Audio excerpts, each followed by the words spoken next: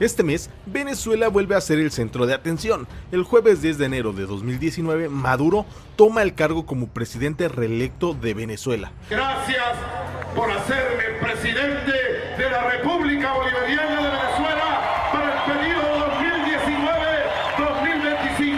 Gracias. Gracias a unas elecciones que son de todo menos democráticas, dado que se caracterizan por ser con una de las elecciones con el mayor abstencionismo en su historia. Pero lo que hace noticia no es esto, sino que la oposición también nombró su propio gobierno. El opositor, Juan Guaidó, llamó a los diputados de la Asamblea Nacional, una asamblea sin poder político de la que hablaremos más adelante, a trabajar para generar un gobierno de transición que ponga fin al gobierno chavista de Maduro y permita unas elecciones libres.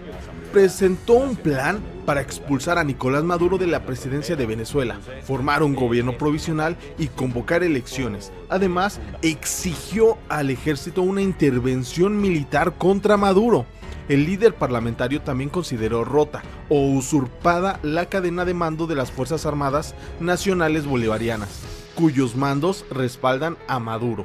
A la vez, la oposición solicitó apoyar los esfuerzos para restablecer la democracia en el país petrolero y advirtió que prevén otras acciones que no detalló para obligar a Maduro a dejar el poder. Y aquí es cuando entra el Grupo de Lima. A saber, el Grupo de Lima es una docena de naciones que consideran rota la democracia en Venezuela, principalmente países latinoamericanos como Argentina, Brasil, Canadá, Chile, Colombia, Costa Rica, Guatemala, Honduras, Panamá, Paraguay, Perú y México. México lo dejaremos un poco para más adelante. Dicho Grupo de Lima instó a Maduro a no asumir la presidencia en su nuevo mandato y cuya legalidad no reconocerán. Acuerdo avalado por Barbados, Estados Unidos, Granada y Jamaica, quienes asistieron al encuentro. Asimismo, organismos internacionales como la Organización de los Estados Americanos, la Unión Europea, entre muchos otros más. Se hacía necesaria una evaluación conjunta de esta situación y que el grupo emita un mensaje político claro y adopte medidas concretas. Sin duda, toda una alianza anti-Maduro, quienes redactaron una proclama. Entre otras cosas, exigen la liberación de los presos políticos, piden elecciones libres, ofrecen ayuda humanitaria y critican la ruptura del orden constitucional del país sudamericano. La reunión había sido propuesta por Estados Unidos y otros países de la OEA que deseaban debatir sobre la legalidad de la presidencia de Maduro con motivo de una nueva toma de posesión cuyo mandato terminaría hasta 2025. Y entre otras cosas buscan hacer presión internacional como medida para derrocar a Maduro de Venezuela. Vamos a explicar la situación actual.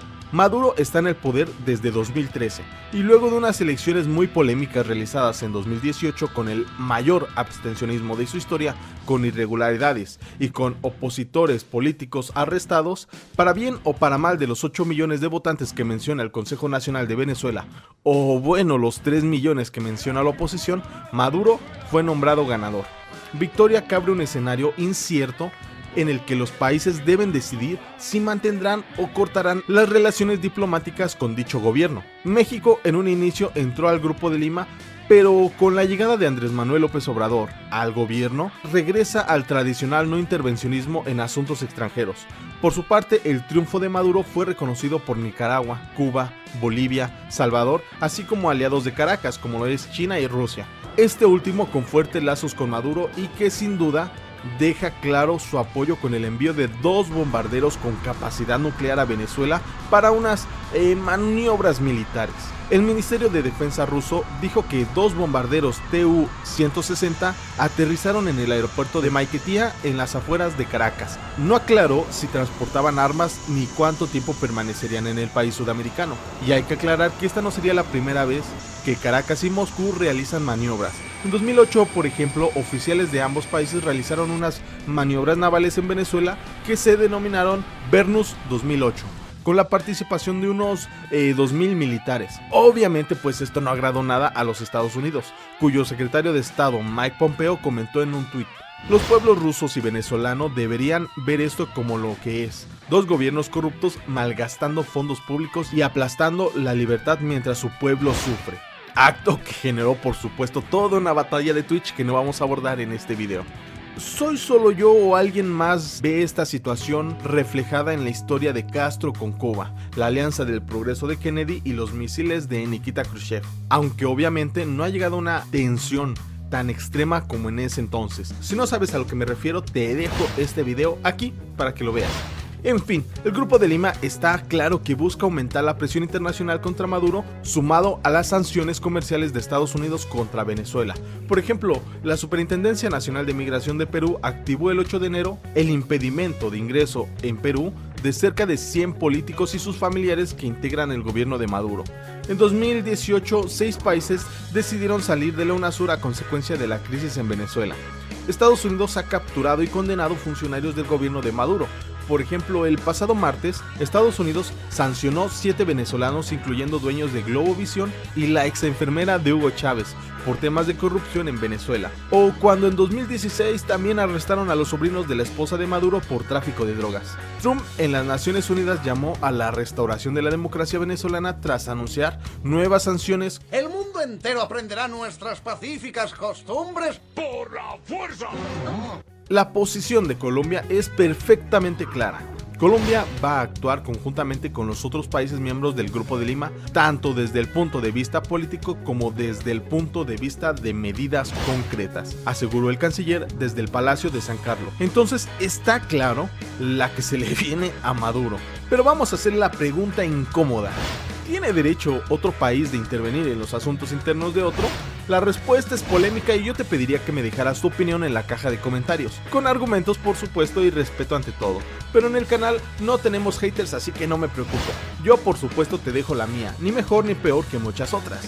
En lo personal y aclaro, a partir de aquí es opinión mía, creo que un país extranjero tiene el derecho a intervenir en medida proporcional al grado en el que lo afectan los asuntos internos del otro país. Si tienes un país hostil vecino con capacidad nuclear, por supuesto que estarías preocupado y tomarías medidas en consecuencia. Pero si por ejemplo hay un país con pandemia de malaria hasta el otro lado del mundo, tal vez no te interesen tomar medidas a corto plazo y no veo tan necesario ser el defensor del mundo y llevar democracia a todas partes. ¿Por qué digo esto? Porque en este caso la crisis económica ha influido en toda la región de América del Sur. La crisis social y económica ha obligado a miles de venezolanos a migrar a otros países con la esperanza de encontrar mejores condiciones para su desarrollo. La crisis migratoria. La migración de venezolanos es un fenómeno que supera ya los 2.5 millones de migrantes desde 2014. Ha puesto en jaque a gobiernos de América Latina que ven cómo llega una ola masiva de ciudadanos a sus países para desbordar sus sistemas locales, y por ello mismo empiezan a surgir ciertos brotes xenófobos. La medida llega después de que los residentes de la ciudad de Pacaraima expulsaran a los venezolanos y quemaran sus campamentos improvisados.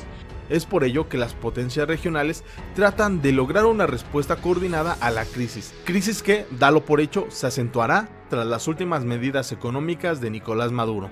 Y su salida y el camino es el nuevo programa de recuperación económica, el nuevo esquema de fijación del valor del salario.